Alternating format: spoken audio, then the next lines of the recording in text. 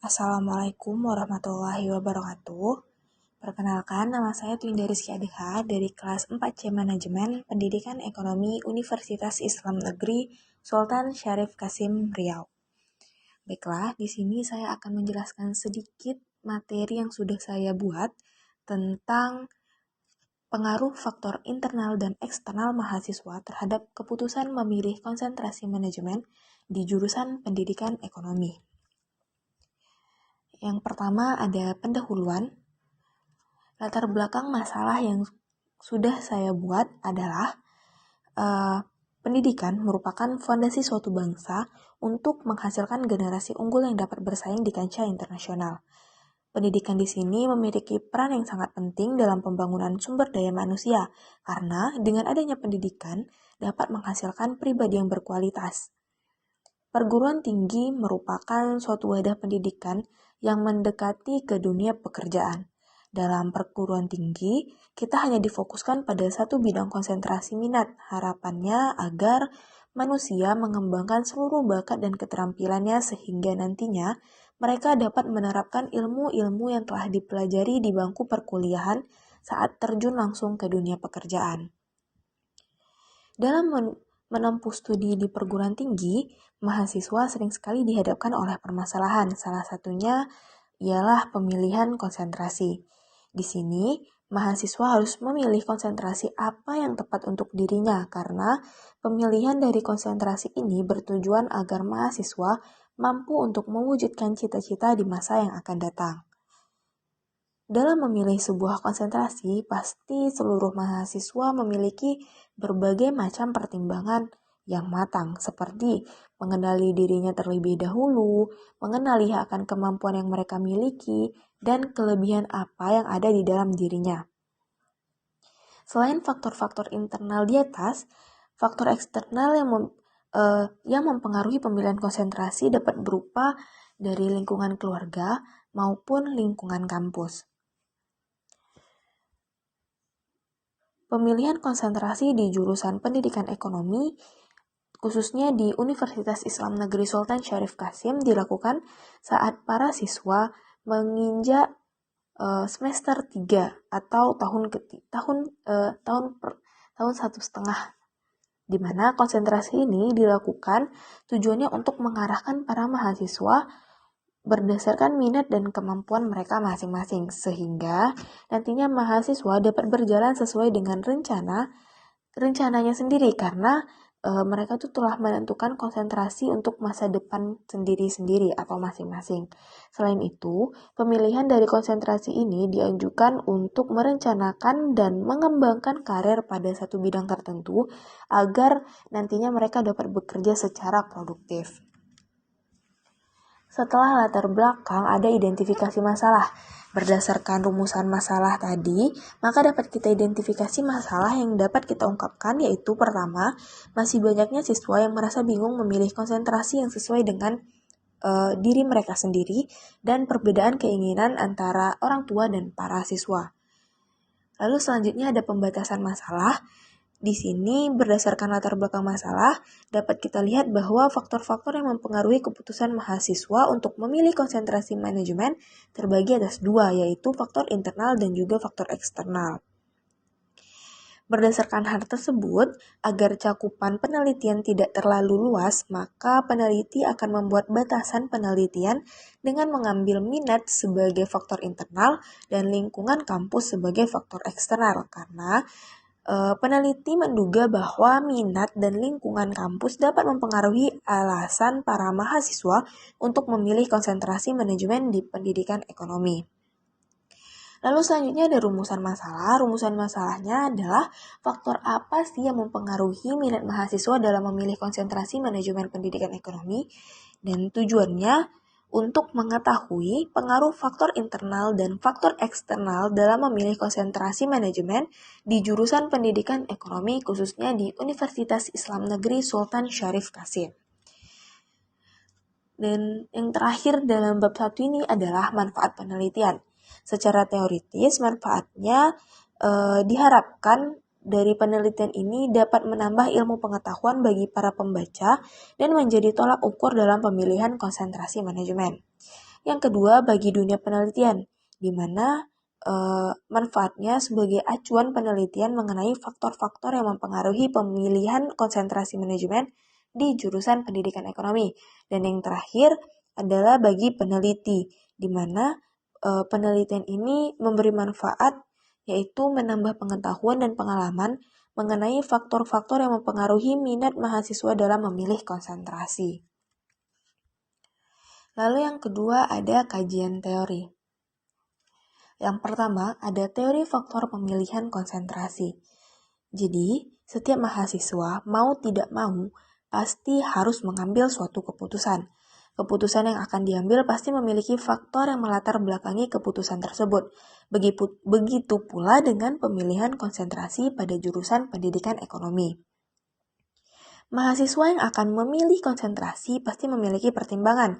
Tujuannya agar konsentrasi yang dipilih tepat sesuai minat dan bakat yang dimiliki. Menurut Yazici tahun 2010 mengatakan bahwa reputasi perguruan tinggi, status sosial ekonomi, biaya, lokasi, hingga harapan individu dapat menjadi faktor dalam pemilihan jurusan hingga universitas. Menurut Taylor, tahun 2008 menyatakan bahwa ada 6 poin yang menjadi faktor pemilihan konsentrasi. Yang pertama ada sumber informasi dan pengaruh, yang kedua ada karakteristik pekerjaan, yang ketiga ada pertimbangan keuangan, yang keempat ada kecocokan dan ketertarikan, yang kelima ada manfaat psikologis atau sosial, dan yang terakhir adalah karakteristik jurusan. Yang kedua ada teori faktor internal. Teori faktor internal. Faktor internal ini dapat didefinisikan sebagai faktor yang berasal dari dalam diri siswa. Faktor internal ini meliputi psikologis dan juga jasmani seseorang. Faktor-faktor yang mempengaruhi pemilihan konsentrasi mahasiswa adalah yang pertama ada minat, di mana menurut Jali tahun 2008 mengatakan bahwa minat adalah sesuatu yang dapat diterima baik dari dalam maupun dari luar diri seseorang. Minat di sini sangat besar pengaruhnya untuk mencapai suatu prestasi dalam pekerjaan. Lalu yang kedua ada bakat, di mana bakat adalah kemampuan yang dimiliki oleh seseorang yang biasanya walaupun mereka tuh udah belajar dengan singkat, namun bakal mendapatkan hasil yang sangat memuaskan. Bakat ini terbagi atas dua jenis, yang pertama umum dan juga yang kedua adalah khusus, di mana umum maksudnya setiap orang pasti memiliki potensi dasar. Sedangkan khusus maksudnya tidak semua orang memiliki potensi tersebut. Contohnya, kepandaian seseorang dalam bernyanyi, menari, olahraga, dan sebagainya. Lalu, yang ketiga ada teori faktor eksternal. Teori faktor eksternal adalah faktor yang terjadi di luar diri seseorang. Faktor internal dari seseorang ini atau faktor eksternal maksudnya dari seseorang ini berupa lingkungan dan objek yang dapat mengubah sudut pandang seseorang dan dapat mempengaruhi apa yang dirasakan oleh seseorang. Faktor eksternal yang mempengaruhi seseorang yang pertama ada faktor keluarga, di mana keluarga ini merupakan madrasah pertama bagi seorang anak. Keluarga menjadi yang paling penting karena pengalaman anak pertama kali akan terbentuk di lingkungan keluarga. Lalu yang kedua ada lingkungan sekolah, di mana selain keluarga, lingkungan sekolah dapat mempengaruhi proses belajar siswa, di mana lingkungan sekolah ini sangat berpengaruh dalam pertumbuhan minat dan bakat siswa karena siswa biasanya lebih banyak menghabiskan waktu di sekolah. Dan yang terakhir adalah lingkungan sosial, di mana lingkungan sosial merupakan faktor yang berkaitan dengan lingkungan atau kehidupan masyarakat. Di dalam lingkungan, anak biasanya dapat mengaktualisasikan minat dan bakatnya. Lalu yang keempat ada jurusan, di mana menurut KBBI jurusan adalah bagian dari sekolah tinggi yang berguna untuk mengelola dan mengembangkan suatu bidang studi. Tujuan dari penjurusan ini adalah yang pertama, para peserta didik dikelompokkan berdasarkan bakat dan minat serta kemampuan mereka masing-masing. Lalu yang kedua, membantu para mahasiswa atau peserta didik agar dapat terjun ke dunia pekerjaan sesuai keinginan para peserta didik tersebut. Yang ketiga, dapat membantu mahasiswa mencapai prestasi yang baik dalam studi dan dunia kerjanya. Dan yang terakhir, dapat membantu keberhasilan para mahasiswa dan kecocokan atas prestasi yang akan dicapai di waktu mendatang dan di dunia pekerjaan.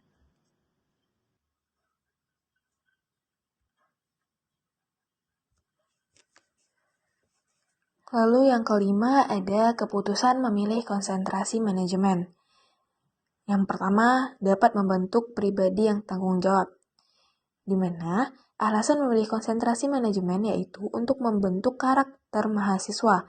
Jadi dalam jurusan ini, mahasiswa nantinya belajar tentang bagaimana sih rasanya memikul tanggung jawab dalam mengelola sebuah perusahaan atau organisasi, dan para mahasiswa ini nantinya akan mendapat pelajaran untuk berlatih tanggung jawab dalam proses pengelolaan proyek dan keuangan hingga mengatur sumber daya manusia atau SDM. Lalu yang kedua adalah pilihan karir yang cerah, di mana lulusan konsentrasi manajemen biasanya nantinya akan mendapatkan kesempatan yang luas dalam memilih sebuah pekerjaan.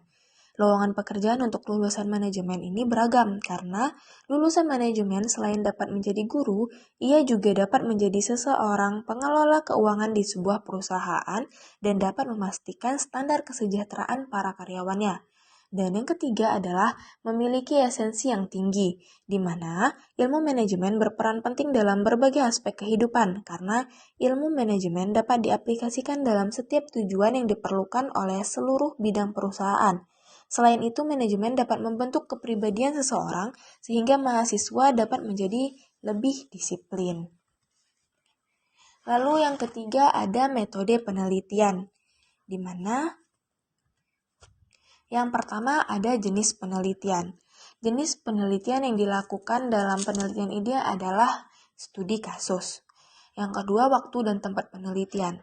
Penelitian dilakukan pada bulan Maret sampai Mei tahun 2021 dan dilaksanakan via online melalui Google Form. Yang ketiga ada variabel penelitian. Variabel penelitian yang hendak diteliti meliputi yang pertama, citra konsentrasi manajemen, minat dan faktor keluarga terhadap konsentrasi manajemen, keputusan mahasiswa, dan lapangan kerja.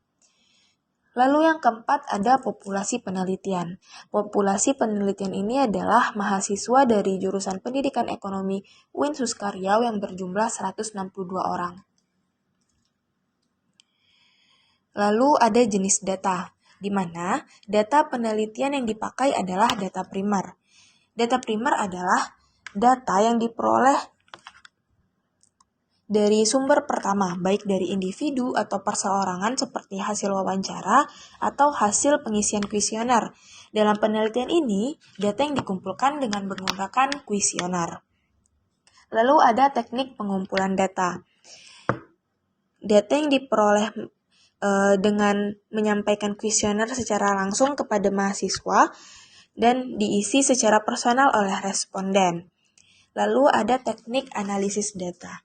Teknik analisis data yang pertama ada pengujian validitas, di mana analisis faktor merupakan salah satu cara pengujian validitas internal kuesioner.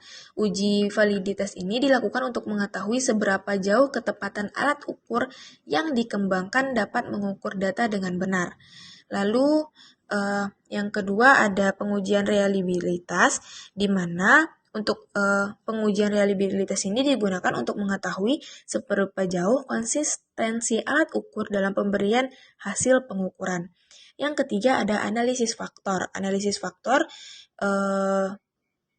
dalam analisis ini faktor yang diuji itu untuk mengetahui apakah faktor itu membentuk variabel yang memiliki keeratan satu sama lain, apakah tidak. Lalu,